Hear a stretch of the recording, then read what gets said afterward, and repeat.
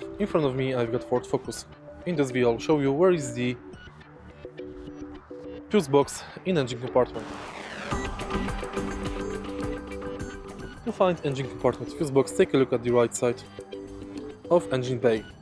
Fuse box is located right here. In order to access it, you have to unlock hook located at the back of it. Now you can lift the whole thing up.